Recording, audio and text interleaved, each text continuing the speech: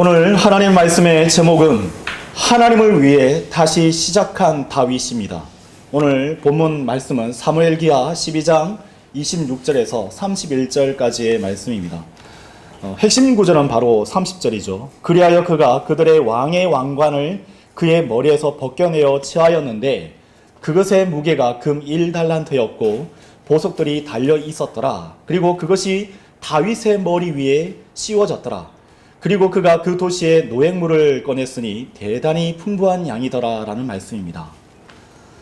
자, 여러분 유대인들을 한번 떠올려 보실 수 있으실까요? 일찍이 하나님께서는 모세의 손을 통해서 이스라엘에게 율법을 주셨습니다. 우리가 익히 알고 있는 바대로 로마서 3장 2절의 말씀처럼 유대인들에게 하나님의 신탁의 말씀이 맡겨진 것입니다. 이것은 모든 나라와 이방인들이 감히 얻지 못했었던 그런 유산이죠. 이것에 대한 막중한 책임이 바로 유대인들에게 주어졌던 것입니다. 열왕기하 22장 13절은 이렇게 말씀하고 계십니다. 너희는 가라. 이 발견된 책의 말씀들에 관하여 나에 관하여 또 백성을 위하여 또 온 유다를 위하여 주께 여쭈라. 이는 우리를 대적하여 타오른 주의 진노가 대단히 크기 때문이니 우리 조상들이 이 책의 말씀들에 경청하지 아니하여 우리에 관하여 기록된 모든 것대로 행하려고 하지 아니한 까닭이라 라고 말씀하고 계십니다. 이스라엘의 패망이 어디에 있었던 것입니까? 바로 하늘 말씀이 주어졌고 신탁의 말씀이 맡겨졌음에도 불구하고 기록된 모든 것대로 행하려고 하지 아니했기 때문이죠. 성경은 의도적으로 하나님의 말씀을 거절하고 불순종한 이스라엘이 어떠한 심판을 받았는지 상세하게 기록하여 우리에게 보여주고 계십니다. 주님께서 우리에게 성경을 주시고 믿음의 선배들이 성령의 계시를 통하여 받은 성경을 올바로 나눠 공부할 수 있는 방법과 그에 따른 세대적 진리를 주셨다면 사실상 다른 누구보다도 더 많은 의무와 책임이 바로 우리에게 주어졌고 뒤따라온다는 사실을 여러분 깨달아 알아야 합니다. 하나님께서 우리에게 지식의 많고 적음으로 감히 심판하지는 않으실 것입니다. 하나님께서 우리에게 주신 성경을 최종 권위로 받아들여 하나님께서 맡기신 선한 일에 우리가 얼마나 전력하고 지키기 위해 피 흘려 싸워왔는지를 보시고 그에 따른 보상과 왕관을 허락하실 것입니다. 아직도 자칭 성경대로 믿는 신약 침례교회라고 부르는 곳들마다 이를 반대로 알고 행하는 것을 우리는 목도하고 있죠. 사용하는 어휘나 그들의 표현력만 다를 뿐 러크만 형제님의 주석서를 그대로 옮겨 놓은 듯한 성경 강해와 설교를 듣고 있습니다. 그러나 지식은 있으나 행함을 찾아볼 수 없습니다. 거기엔 지식은 있지만 영적 통찰력을 찾아볼 수 없고 있어야 할 성령의 열매 대신에 욕정과 시기와 다툼만을 발견할 수 있을 뿐입니다. 행동으로 옮기기 위한 성경적 동기를 찾아볼 수 없고 하나님을 섬기고자 하는 선한 마음으로 들어온 성도들을 그들과 똑같이 종교적이고 자의식이 강한 사람으로 변모시켜버립니다. 결국 그 교회들에는 종교적이고 위선적이며 공격적인 사람들만 가득한 것을 우리는 볼 수 있죠. 그들은 무엇을 놓치고 있는 줄 아십니까? 때로는 우리들 가운데서도 동일한 전철을 밟고 있는지도 몰라요. 무엇을 놓치고 있는 것이죠? 바로 죄와 피 흘려 싸워야 함을 가르치고 행하며 그렇게 서로를 격려할 줄 알아야 하는데 다른 것도 아닌 성경적 지식의 습득을 맨 앞으로 최우선적으로 가져와 버렸기 때문입니다. 자칭 성경대로 믿는 사람들의 위기는 바로 이 때문에 찾아오게 된 것입니다. 이것은 비단 다른 사람들이 아닌 우리 모두의 위기입니다. 어느 교회의 한 목자가 타락했었죠. 그는 분명 은밀히 나아가 하나님께 그 죄를 용서해 달라고 간구했을 것이고 어린 양의 보혈로 죄 용서함 받았을 것입니다. 저는 그렇게 믿습니다. 이와 더불어 그 목자는 피해자와 그 가족 그리고 성도들 앞에서도 공개 사과를 했어야 합니다. 이게 바로 성경의 원칙이기 때문이죠. 하지만 우리 모두가 알고 있다시피 성경대로 행하지 않았습니다. 그렇게 자신의 죄를 감추고 또 그에 따른 동역자들이 죄를 묵과려는 시도가 어떠한 결과를 낳은지 우리는 알고 있지 않습니까? 하나님께서 그 목자와 성경대로 판단하기를 그친 동역자와 하나님이 아닌 목사를 단순 추종하는 교회들로부터 떠나셨습니다. 또한 그동안 제도권 교회의 타락상과 비성경적인 행태를 지적했음에도 불구하고 그와 똑같이, 아니 그보다 더 심각하게 저질렀기에 수많은 성도들이 그 교회를 떠난 것을 우리는 잘 알고 있죠. 어쩌면 코로나 시기가 그 시기와 우연히 겹친 것은 정말 우연이라고 할 수 있겠습니까? 어쩌면 우리는 자신이 선택했던 그 죄가로 인해 원치 않았던 열매들을 거두는 광경을 보고 있는 것입니다. 우리 또한 그 가운데서 교훈을 얻어야 합니다. 어쩌면 우리는 자신이 선택했던 그 죄가들로 인해서 우리 또한 똑같은 육신의 열매를 거두고 있는지도 모릅니다. 나의 배우자가, 나의 가족이, 나의 이웃이 또한 나에 대해서 그렇게 실망하여서 복음과 진리를 거부하는 것이 아닌지 우리는 떠올려 봐야 합니다. 일찍이 사도 바울은 이에 대해서 다음과 같이 말씀하셨죠. 로마서 2장 23절에서 24절 말씀을 여러분 찾아보실까요? 로마서 2장 23절에서 24절 말씀입니다.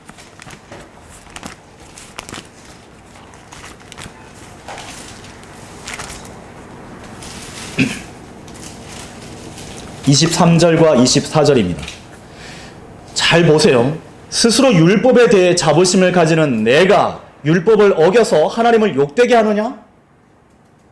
어떻게 이렇게 상황이 딱 맞아떨어지죠? 24절. 기록된 바와 같으니 이는 너희로 말미암아 하나님의 이름이 이방인들 가운데서 모독을 받기 때문이라 하였도다. 그때 어떻게 됐습니까? 교회에서 공정하게 성경대로 판단했어야 되는데도 불구하고 그렇게 하지 아니하기로 결의했기 때문에 결국 세상 법정에 가서 수치스럽게 그 모든 것들이 판결되지 않았습니까? 이렇기 때문에 우리는 디모데후서 2장 19절의 말씀과 같이 그럼에도 불구하고 하나님의 기초는 확실히 서 있고 이러한 봉인을 지니고 있으니 곧 주께서 그분께 속한 자들을 아신다는 것과 그리스도의 이름을 부르는 모든 자는 저마다 죄악으로부터 떠나라는 것이라는 말씀을 우리의 가슴에 새길 필요가 있는 것입니다. 이처럼 신약 성경에서 구원받은 성도에게 하나님의 구원과 용서의 은혜가 확실한 위로의 말씀이 이처럼 엄격한 경고와 연결되어 말씀이 풍성하게 우리에게 주어졌음에도 불구하고 이를 미처 발견하지 못하거나 자신의 삶을 뒤돌아보고 점검하지 않는다면 우리 또한 하나님의 영광을 스스로 가리우는 어리석은 가운데 서 있는지도 모르겠습니다. 그래서는 안 됩니다. 회개의 결과는 우리가 하나님과의 관계를 바로 잡혔다는 것이고 다시 시작할 수 있다는 것을 의미합니다. 하지만 하나님께서 우리 스스로가 파괴하고 엉망으로 해놓은 모든 것을 하나님께서 친히 바로잡아 주시지 않는다는 것을 여러분 기억할 필요가 있습니다. 다윗은 바로 그러한 열매를 스스로 거두었죠. 여기서 우리가 또한 쉽게 착각하는 일들이 존재합니다. 그것은 무엇입니까? 바로 주님께서 우리의 잘못을 즉각적으로 징계하지 않으심을 마치 우리의 잘못이 아무런 결과도 초래하지 않을 것이라고 착각하는 경우입니다. 왜 저 사람이 그렇게 흉악한 죄를 저질렀다면 왜 하나님께서 심판하지 않으시지? 왜 죽이지 않으시고 왜 하나님께서 데려가지 않으시고 사업을 실패하게 하지도 않으시고 왜 저렇게 번성하게 내버려 두시는 걸까? 이 부분이 바로 믿음이 열악한 성도들이 가장 이해하기 어려워하는 부분입니다. 신앙의 연수가 오래된 자들 중에서도 이 진리를 아주 쉽게 취급하는 우를 범하기도 하죠. 이것은 악한 결과가 여태까지 없었기 때문에 앞으로도 결코 악한 결과가 생기지 않을 것이라고 생각할 정도로 이미 사악한 마음이 더 담대하게 만드는 지경까지 펼쳐지는 것을 보게 됩니다. 죄를 저질러도 되네. 내가 그렇게 해도 하나님께서 징계 안 하시니까 이제 내 마음대로 해야지. 마치 죄악 앞에서 담대한 마음을 품는 것과 마찬가지 일이 벌어지고 있죠. 이에 대해서 성경은 뭐라 말씀하십니까? 전도서 8장 11절과 13절 말씀에 이렇게 기록되어 있습니다. 이는 악한 행위에 대한 판결이 신속하게 집행되지 않는 까닭이니 그러므로 사람들의 아들들의 마음이 그들 안에서 악을 행하기로 완전히 정해졌도다. 13절. 그러나 사악한 자는 잘되지 아니할 것이요 한낱 그림자와 같은 자신의 날들을 연장시키지도 못하리라. 이는 그가 하나님 앞에서 두려워하지 아니하였기 때문이라고 말씀하고 계십니다. 하나님의 심판이 속히 신속하게 집행되지 않는 까닭에 그들의 마음이 악을 행하기로 더 작정하게 된 것이죠. 자, 여러분 한번 생각해 보십시오. 작은 사업을 했어요. 어떤 작은 도전을 했어요. 실패했단 말입니다. 그러면 원상복구를 하려면 어때요? 작은 노력과 적은 시간과 적은 비용으로 회복할 수 있잖아요. 그렇죠? 그죠? 그러나 한번 생각해 보십시오. 한 50억, 70억, 100억 정도에 대한 사업을 한번 시작했다고 보십시오. 분명히 성공할 것 같아. 그래서 여기저기에서 돈도 빌리고 내 어떤 신망을 통해서, 내 신용을 통해서 은행에서 또 대출도 크게 받습니다. PF 대출도 받아요. 그러면 만약 그 큰 사업이 실패하면 어떠한 경우가 초래되는 것이죠? 사업 확장에 따른 부채, 대출에 따른 월불입금의 납부, 또 근무하고 있는 식솔들에게 줄 급여, 전기와 수도세와 같은 고정 비용들의 납입 등 크게 시작했던 사업이 망하게 되면 돌이키거나 회복할 수 없는 파산을 경험하게 됩니다. 회복할 수 없어요. 혹 회복한다고 해도 5년 가지고 되겠습니까? 10년 가지고 될까요? 수십 년의 시간을 거칠 만큼 회복되기가 무척 어렵죠. 우리는 지금 한 교회에 대해서 지금 얘기하고 있는 겁니다. 이금융권에서 무려 70억 이상 대출을 받았고 매달 이자만 해도 1,000만 원 이상 납입하고 있고 각 지역교회, 독립침례교회마다 어떤 수련원에 각 교회마다 와서 성경 특강을 들으니까 그것을 위한 운영 비용이라는 명목하에 각 지역교회마다 많게는 15만 원, 적게는 5만 원씩 매달 납부를 받고 있죠. 그게 3년 전의 일이었어요. 지금은 어떻게 했는지 모르겠습니다. 악인의 장막이 번성하고 있는 것에 대해서 여러분 전혀 이상하게 생각할 필요가 없는 것이죠. 크게 사업을 확장할수록 크게 망하는 것입니다. 하나님의 심판은 그러한 것이에요. 우리 주 예수 그리스도의 복음과 하나님의 말씀을 고의적으로 거부하는 자들에게 임하는 멸망과 심판은 그렇게 가볍지 않을 것입니다. 우리는 이제 길고 길었던 사무엘기하 11장과 12장의 성경 강론에 이제 끝에 다다랐어요. 마지막에 도달하였습니다. 오늘은 하나님께 죄를 자백하고 돌이킨 성도가 분명하게 앞으로 무엇을 해야 하는지를 살펴볼 것입니다. 성도가 죄 용서 받은 후 마땅히 해야 할 것을 하지 않게 됐을 때에 그는 씻은 지 얼마 안 되어서 진창 속에 뒹굴거나 자신이 토해놓은 오물들 가운데서 돌아가게 될 것입니다. 오늘 여기 계신 어느 누구도 하나님 앞에 바로 서기를 원하지 매번 반복되는 죄를 짓고 용서받기를 또한 거듭하는 헛된 인생으로 하나님 앞에 발견되기를 원치 않을 것이죠. 오늘 이 설교가 우리에게 영적 각성의 계기가 되기를 바라며 성경 강론을 시작하겠습니다. 내가 죄 용서받고 난 뒤 돌이키기로 하고 마땅히 할 일이 있는데 실행에 옮기지 못했던 그 일이 무엇이 있습니까? 첫째로 성도는 하나님께서 맡기신 그 자리로 돌아와 그 선한 일을 다시 시작해야 함을 역설하고 계십니다. 여러분 사무엘기하 12장 24절부터 28절까지 보도록 하시죠. 우리 이해를 돕기 위해서 앞에 두 구절을 볼 필요가 있습니다. 24절과 25절 같이 제가 읽도록 하겠습니다. 그리고 나서 다윗은 자기 아내 밧세바를 위로하고 그녀에게 들어가 그녀와 동침하였더라. 그러자 그녀가 한 아들을 낳았으니 그가 그의 이름을 솔로몬이라 불렀더라. 그리고 주께서 그를 사랑하셨더라. 그런즉 그분께서 예언자 나단의 손을 통하여 보내셨으니 그가 주로 인하여 그의 이름을 여디디아라 불렀더라. 이후에 요압이 아몬의 후손들에 속한 라빠를 대적하여 싸워 그 왕의 도시를 점령하였더라. 그러고 나서 요압이 다윗에게 전령들을 보내어 이같이 말하였더라. 제가 라빠를 대적하여 싸워 물들의 도시를 점령하였나이다. 그러므로 이제 나머지 백성을 한데 모으시어 도시를 대적하여 주둔하시고 그것을 점령하소서. 제가 그 도시를 점령하여 그곳이 제 이름을 따라 불리지 않게 하소서. 성경은 다윗 왕이 아내 밧세바의 사이에 얻었던 아들을 잃어버린 뒤 그녀를 위로하고 아들 솔로몬을 얻는 과정을 전쟁의 한복판으로 인도하시고 계시죠. 여러분 눈치채셨습니까? 성경의 역사를 공부하는 성도들은 사건의 배열 순서가 서사적으로 순서에 따라서 나열된 것이 아님을 볼 수가 있습니다. 다윗의 아들 솔로몬의 출생은 암몬과의 전쟁이 있는 사무엘기하 12장 하반부의 사건이 종결되고 나서 있었기 때문입니다. 전쟁이 치러지고 나서 아내 바세바에 들어가서 위로하고 이후에 솔로몬을 얻게 된 것인데 지금 무려 앞에서 이것을 언급을 하고 있죠. 자, 이것을 통해 우리는 성령님께서 의도적으로 사무엘기하 11장에서 시작한 1단의 사건이 어떻게 종결되었고 하나님의 선한 뜻이 어떻게 다윗에게 베풀어졌는지를 우리로 하여금 배우기를 원하신다는 것을 발견할 수 있게 되는 것입니다. 자, 여기서 우리는 다시 시작한 곳으로 돌아가 보겠습니다.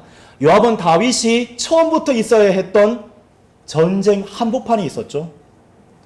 요압은 거의 승리를 거두었으며 물들의 도시를 점령함으로 인해서 그의 이름이 드디어 큰 존귀를 얻을 기회를 얻었습니다.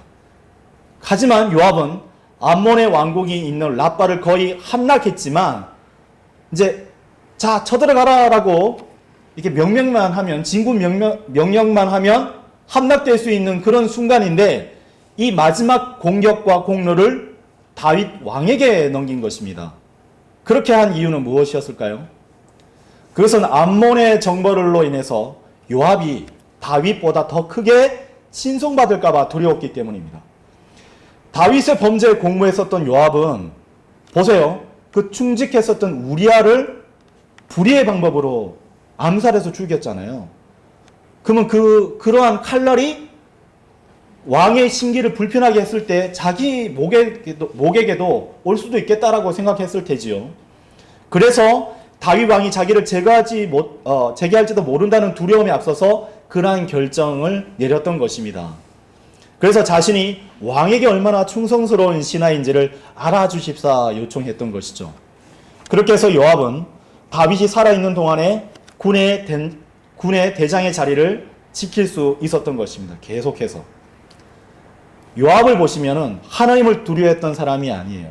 바로 사람, 곧 왕이었던 다윗을 두려워했던 사람입니다. 그래서 그가 어디에 서 있는 사람인지를 알 수가 있죠. 보세요. 전쟁의 자리에 있었어요. 다윗이 마땅히 서 있어야 될 그 장소. 근데 요압은 싸웠잖아요. 싸움의 한복판이 있었음에도 불구하고 요압이 바라봤었던 마음의 중심은 하나님이 아니었어요. 이스라엘의 주 하나님의 이름으로 나가서 전쟁을 치렀던 것이 아닙니다. 다윗을 두려워했던 것이에요. 여기에 우리는 교훈을 얻을 필요가 있습니다.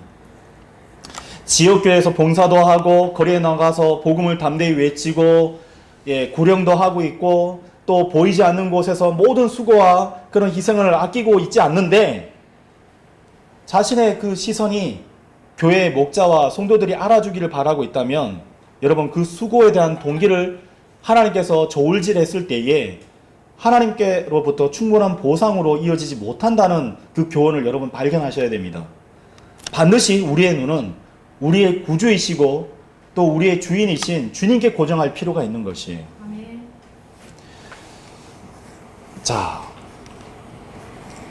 자, 우리가 분명 사무엘기하 11장 1절을 통해서 알 수 있듯이 다윗은 오랫동안 군대의 선두의 올바른 위치에 서 있어야 했음에도 불구하고 벗어나 있었고 이제는 요압을 통해서 이 불의에 섰던 요압을 통해서 이제는 전쟁터의 최전선으로 돌아오라는 하나님의 초대장을 받게 되는 것을 볼 수 있습니다.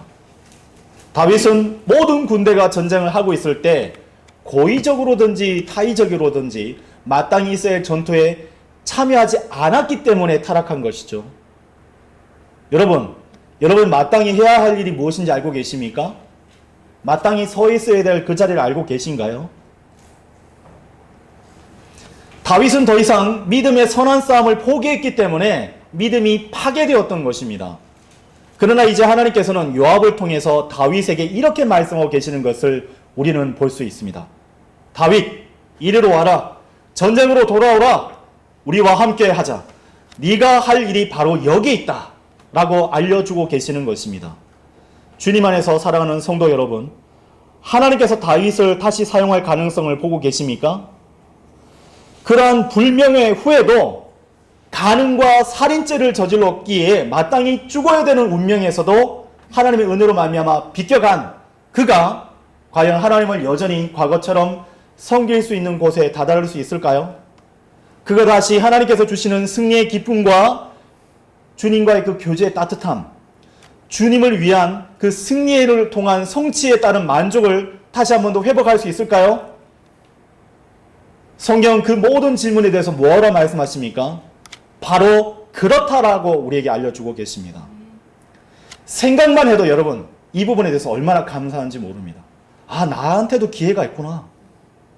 내가 그처럼 끔찍한 죄를 저질렀음에도 불구하고 하나님께서 나를 포기하지 않으시고 찾아오셔서 내게 그렇게 회복할 수 있도록 초대장을 보내고 계시는구나. 성령님께서 싸워야 할 그 자리로 도망치고 뒤늦게 자신의 죄를 용서해 달라고 하는 그 성도를 위해 여전히 그를 위한 자리가 아직 있음을 보여주고 계시다는 것을 여러분 발견하실 수 있으십니까? 이러한 말씀이 구약과 신약 곳곳에 배치되어서 우리에게 이렇게 외치고 있습니다. 여러분, 구약 민수기 16장 9절의 말씀을 제가 읽겠습니다. 이스라엘의 하나님께서 이스라엘 회중으로부터 너희를 구별시키시어 너희를 그분께로 가까이 데려와 주의 성막의 섬김을 이행하게 하시어 회중들 앞에 서서 그들을 섬기게 하심이 너에게는 단지 작은 것으로만 보이느냐? 아닙니다, 주님. 아닙니다, 주님. 또 신약에서는 데살로니가 후서 2장 13절에서 17절을 주님께서 떡하니 두셔서 우리에게 이처럼 권면하고 계십니다. 데살로니가 후서 2장 13절에서 17절 말씀입니다. 그러나 주께 사랑받는 형제들아, 우리는 너희를 위하여 하나님께 늘 감사들을 드리지 않을 수 없느니라. 이는 시초부터 하나님께서 성령님의 성결하게 하심과 진리에 대한 믿음을 통하여 너희를 선택하사 구원에 이르게 하셨기 때문이라. 그분께서 우리의 복음을 통하여 너희를 그 구원에 이르도록 부르셨으니 곧 우리 주 예수 그리스도의 영광을 얻는 데 이르게 하셨느니라. 그러므로 형제들아 굳게 서라. 그리고 말로든지 우리의 서신으로든지 너희가 가르침을 받아온 전통들을 계속 붙들라. 이제 우리 주 예수 그리스도 그분 자신과 우리를 사랑하시고 우리에게 영원한 위안과 은혜를 통한 선한 소망을 주신 하나님 곧 우리 아버지께서 너희의 마음을 위로하시고 너희를 모든 선한 말과 행위마다 확고하게 세우시기를 기원하노라. 사도 바울이 기원했었던 말은 무엇입니까?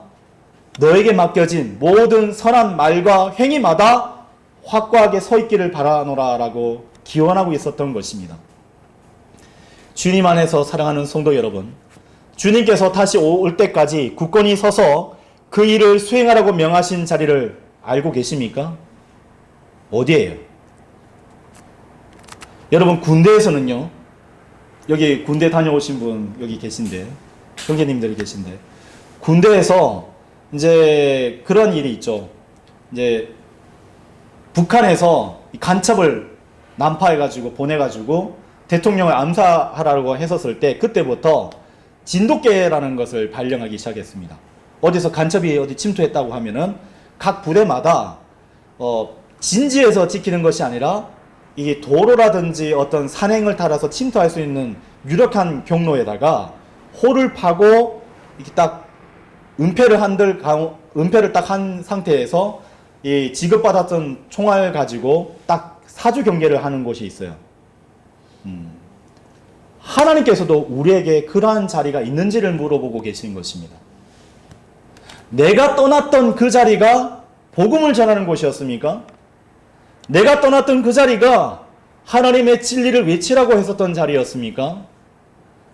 영과 진리 안에서 경배를 드리라고 명하신 바로 그 자리였습니까? 만일 알면서도 벗어나 있었다면 주님께서 명하신 그 자리로 돌아오셔야 됩니다. 주님께서 내게 그 일을 하라고 세워주셨던 그 자리로 어서 돌아오셔야 합니다. 그것이 바로 오늘 이 메시지를 주신 하나님의 뜻인 것입니다. 주님께서 내가 회개한 후에 마땅히 해야 할 것이 있다고 말씀하셨습니다. 그것은 무엇입니까? 두 번째로 하나님께로부터 죄 용서 받고 난 뒤에 반드시 성도들 간의 관계 또한 회복하고 하나님의 일을 함께 수행하라라고 주님께서는 명령하고 계세요. 내가 스스로 파괴했었던 하나님의 관계가 있고 또 무엇이 있습니까? 또 그것을 지켜보면서 실망하고 또 마음이 파괴됐었던 그 사람들의 마음을 위로하여서 이제는 함께 주님을 위해서 고분분투하라고 주님께서는 명령하고 계신 것입니다. 여러분 사무엘기하 12장 9절을 보십시오. 12장 29절입니다. 29절 한 목소리로 읽겠습니다. 시작. 그러자 다윗이 온 백성을 한데 모아 라빠로 갔으니 그곳을 대적하여 싸워 그곳을 점령하였더라. 다윗은 자신이 있어야 할 전쟁터를 향해 떠나갔습니다. 물론 이렇게 되는 데 있어서 떠나 있었던 가장 큰 이유가 무엇이죠? 충성스러운 장수들이 와가지고 왕이여 옥체를 보존하소서라고 충원을 했기 때문이었죠. 이제는 다윗은 그 충원이 자신의 육신의 만족과 연결될 수 있다는 사실을 간파하고 이제는 그것을 과감하게 거부한 채 전쟁터를 향해 나갔습니다. 그렇죠? 다윗은 우리가 알고 있다시피 하나님께서 명하신 자리를 떠났기 때문에 타락하였던 것이죠. 그리고 무려 1년이 넘는 기간 동안 하나님의 이름을 부르지 않았어요. 어쩌면 하나님의 이름을 부르면서 기도하고 찬양했다 하더라도 그의 마음이 진솔한 가운데 하나님을 향해서 나가지 않았던 것이 분명합니다. 그는 범죄를 모해했고 자신의 신하들이 범죄의 공범이 되도록 만들었죠. 전령들을 보내서 간음할 대상인 바세바를 오게끔 만들었고 왕궁에 있는 신하들이 그것이 바세바가 아니냐라고 얘기했음에도 불구하고 그녀를 불러들여서 정결케 한 다음에 육체로 통해서 간음하게 만들었죠. 그 모든 일들이 적어도 100명 이상 알려지게 된 것입니다. 적어도 100명 이상 되는 사람들이 심지어 요압도 알았죠. 간음과 살인을 저질렀다는 것을 알게 된 것입니다. 그러나 하나님께서는 은혜와 자비가 풍성하신 분이시죠. 다윗이 죄를 자백하고 돌이켰을 때에 모압의 마음과 그의 입술을 심지어 사용하셔서 다윗이 있어야 할 자리로 부르셨던 것입니다. 여러분, 때로는요, 강단에서 선포하는 설교자가 마음에 안 드는 사람들도 있어요. 못마땅한 경우가 있지 않습니까? 내가 저 형제가 행했었던 걸 봤었을 때 실망했어. 쓴뿌리가 있는데도 불구하고 분명 하나님께서는 그 자신에게 주시는 말씀을 그 설교자를 통해서 주신다는 거예요. 이 불의했었던 요압을 통해서도 하나님께서 초대하고 있지 않습니까? 다윗을 마땅히 있어야 될 전쟁터로 부르렀을 때에 나단을 통해서 한 것이 아니라 바로 불의했었던 요압을 통해서 그를 불렀던 것을 통해서 우리는 알 수가 있어요. 그래서 다윗은 자신이 마땅히 속하고 있어야 될 그 자리로 돌아왔습니다. 하나님께서는 다윗의 권위를 회복시켜 주셔서 예전처럼 다윗이 불렀어요. 징집했어요.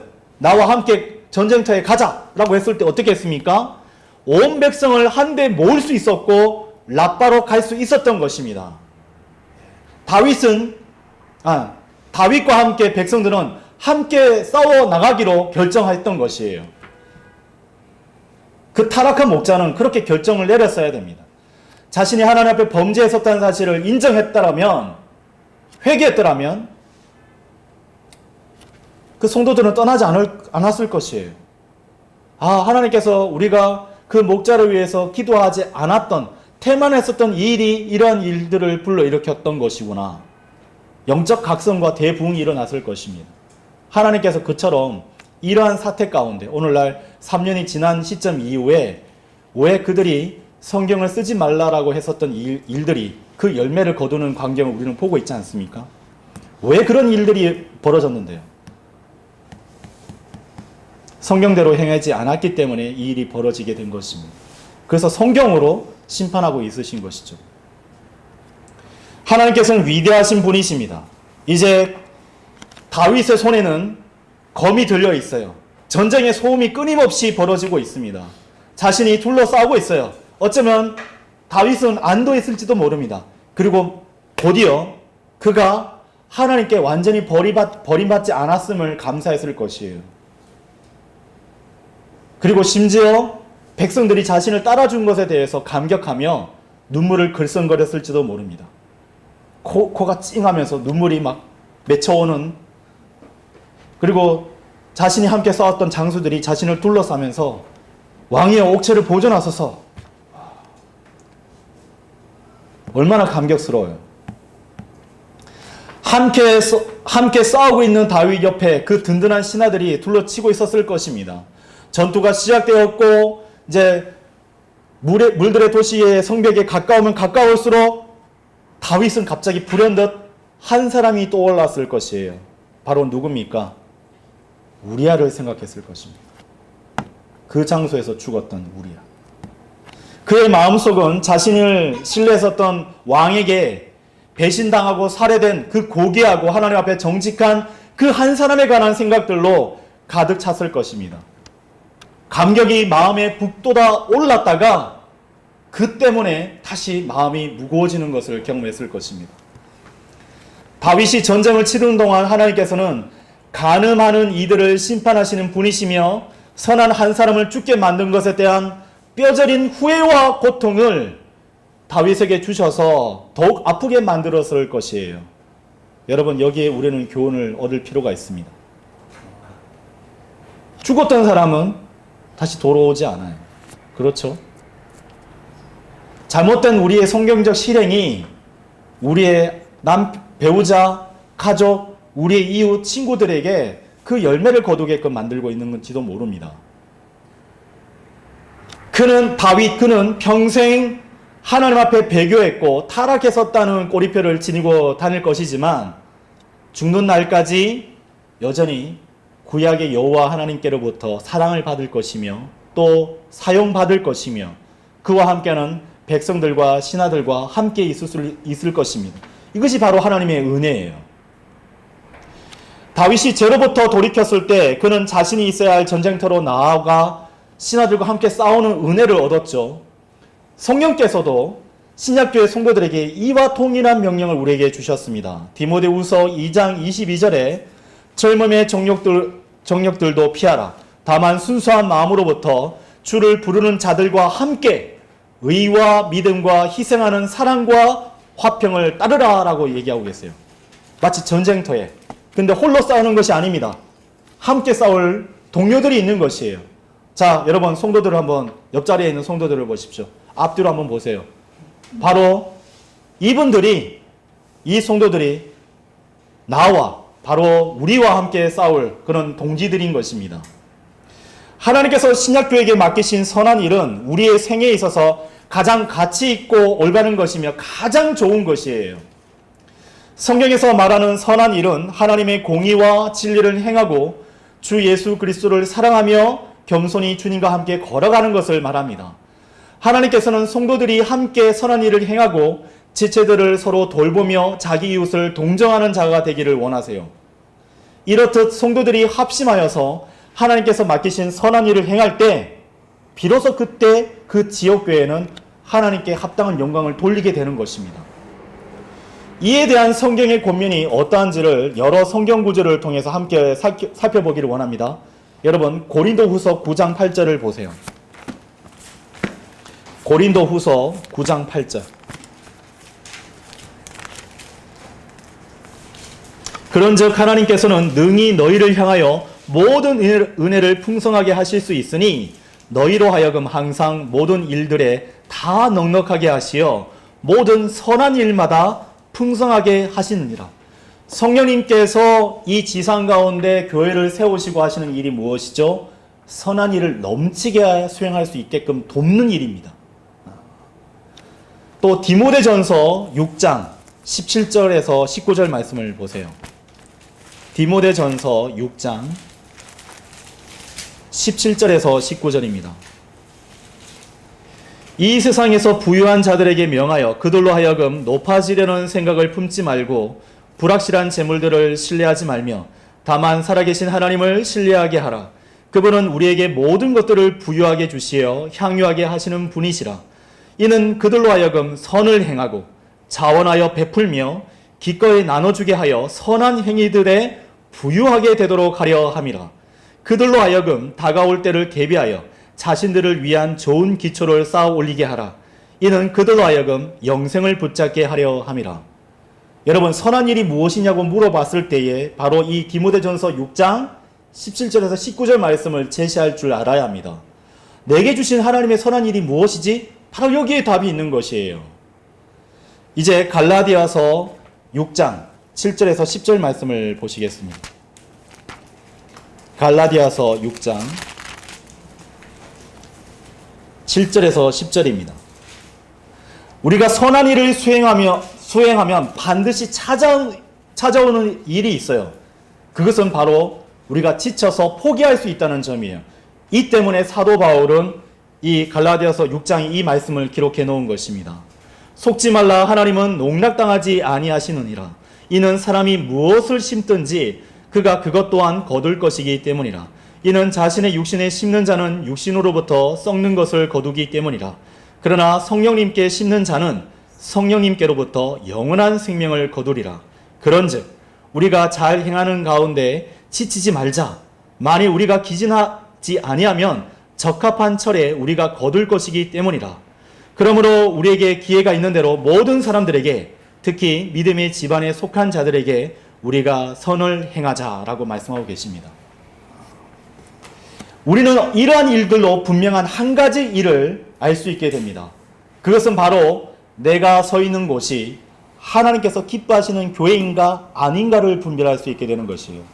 여러분, 이 고령생명침례교회가 지금 우리가 찾아봤었던 이 성경에서 말씀하시는 선한 일이 무엇인지, 또 그것을 알게 하고 가르쳐주고 그것을 배우게 해서 내가 그것을 행함으로 말미암아 내 삶이 풍성해지도록 그렇게 인도하는 교회입니까? 아멘.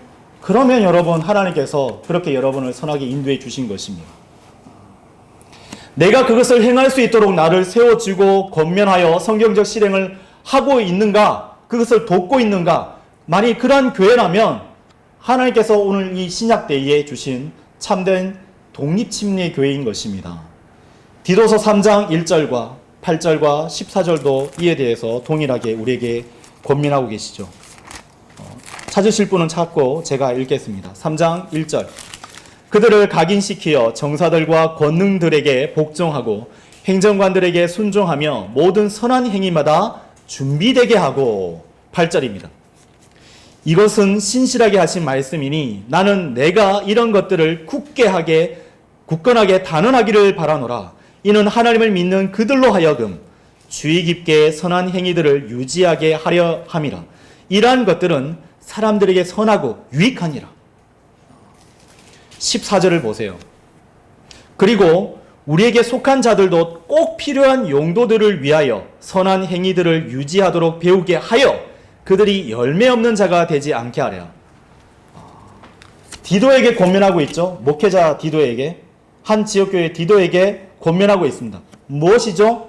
그렇게 성도들을 도와서 세워서 선한 일을 풍성하게 행할 수 있도록, 또한 지치지 않도록 도와라. 바로 세워라. 만일 제가 그렇게 하고 있지 않다면 여러분 그렇게 할 수 있도록 저를 위해서 기도하시고, 또한 그렇게 행하고 있는 일들 가운데 제가 지치지 않도록 또한 기도로 도와주시기를 바랍니다. 내가 재용서 받고 난 뒤 마땅히 할 일이 있는데 실행에 옮기지 못했던 그 일이 무엇이 있습니까? 마지막 세 번째로, 재용서 받고 난 뒤 자신의 자리에 서서 맡기신 그 일을 신실히 수행하는 성도는 반드시 주님께서 보상하시는 분이심을 믿고 그것을 간절히 소망해야 합니다. 여러분, 사무엘기하 12장 30절에서 31절 말씀을 보십시오. 사무엘기하 12장 30절에서 31절. 다 함께 소리내어 읽도록 하겠습니다. 시작. 그리하여 그가 그들의 왕의 왕관을 그의 머리에서 벗겨내어 취하였는데 그것의 무게가 금 1달란트였고 보석들이 달려 있었더라. 그리고 그것이 다윗의 머리 위에 씌워졌더라. 그리고 그가 그 도시에 노획물을 꺼냈으니 대단히 풍부한 양이더라. 그리고 그가 그 안에 있던 백성을 끌어내어 그들을 톱들과 쇠 쏘레들과 쇠 도끼들 아래에다 집어넣었고 그들로 하여금 벽돌 가마를 통하게 하였더라. 그리고 그가 암몬의 후손들의 모든 도시들에 이와 같이 행하였더라. 그리하여 다윗과 온 백성이 예루살렘으로 되돌아왔더라. 다윗은 라빠를 완전히 함락시켰고 암몬의 백성들에게 강제 노역을 부과하고 있죠. 우리는 암몬과의 전쟁은, 우리가 보고 있는 암몬과의 전쟁은 아주 간단히 승리한 것처럼 보이지만 본문이 제시되고 있는 이 모든 부분들을 봤을 때에 사무엘기하 11장과 12장 상당수는 뭐라고 하고 있습니까? 어디에 할애하고 있어요? 다윗의 범죄, 그리고 어떻게 회개했고, 그리고 어떻게 그가 하나님 앞에 회복했는지에 대해서 초점을 맞추고 있죠. 무려 2장을 할애하고 있는 것입니다. 라빠는 쉽게 함락됐어요. 그죠? 몇 구절 이후에. 여호수아서처럼 어떻게 여리고성을 돌았는데 외쳤는데 하나님 이름을 외쳤는데 찬양했는데 성이 무너졌더라. 막 설명할 법도 한데 간단하게 요약하고 있고 다윗의 범죄, 자백, 회개, 그리고 회복에 대한 부분들을 초점으로 맞추고 있는 것입니다. 이것은 성령님께서 우리에게 성경에서 이 세상에서 치열하게 벌어지고 있는 그 경쟁과 합격과 성공보다 바로 하나님 앞에 있는 성도가 치루어야 될 그 영적 전쟁이 얼마만큼 중요하고 무거운 것인가에 대해서 교훈을 얻기 위해서 우리에게 주신 말씀인 것입니다. 우리는 이 시간까지 하나님을 의뢰하지 않고 자기를 믿고 신뢰하고 또 그렇게 했을 때에 육체의 종욕이 또 죄의 유혹에 얼마나 쉽게 넘어져서 한 사람이 파국에 치달았는가를 우리는 볼 수 있었죠. 암몬 간의 전쟁을 통해서 얻게 되는 매우 단순하고 명확한 교훈과 진리는 육신과의 싸움에 대해서 하나님께 의뢰하고 나가면 승리는 아주 쉽게 얻게 된다는 것입니다. 아주 쉬워요. 성령님께 심으면 우리는 성령님을 통해서 영원한 것을 거두게 될 것입니다. 그러나 우리의 육신에 심으면 우리는 썩어지고 사라질 것에 대해서 거두게 될 것이죠. 잠언 16장 32절은 이렇게 말씀하십니다. 분노하기를 늦추는 자는 막강한 자보다 나으니라. 그런즉 자기 영을 다스리는 자는 하나의 도시를 점령하는 자보다 나으니라. 여러분, 자신의 영을 잘 다스리고 계십니까? 그럼 하나님께서 뭐라고 얘기하셨어요? 하나의 도시를 점령하는 자보다 더 낫다라고 말씀하고 계시지 않습니까? 주님의 보혈로 구원받은 성도 여러분 보십시오. 다윗은 30절에서 왕관을 취했습니다. 보세요, 여러분. 금 1달란트의 보석들이 달려있는 왕관을 취해서 그의 머리에 씌웠어요. 그의 타락의 모든 단계를 더 이상 언급할 필요가 없죠? 여기에 집중하십시오. 이미 그것은 충분히 알려졌지 않았습니까? 그렇죠? 우리는 그것을 잊지 않을 것이지만 더 이상 이제 범죄에 대해서 검토할 필요가 없어요. 우리가 봐야 될 것은 바로 여기에요.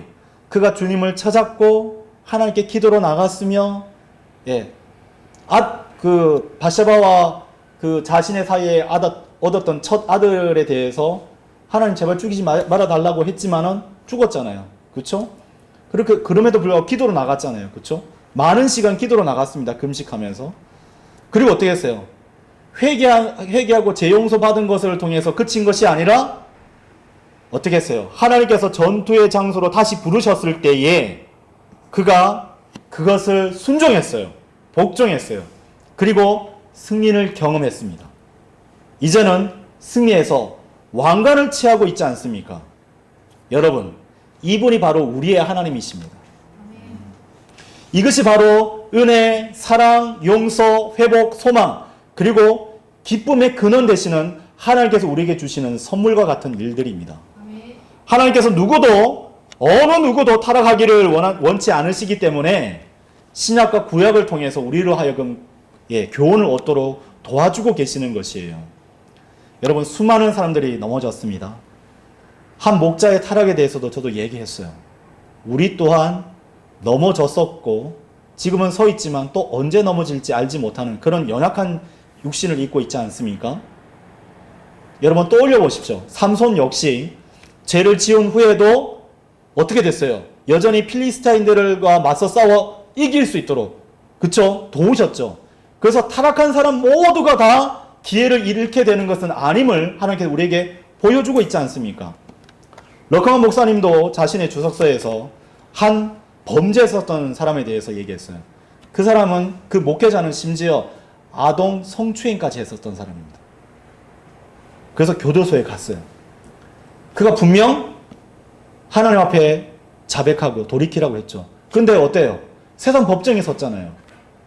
유죄 판결을 받았잖아요.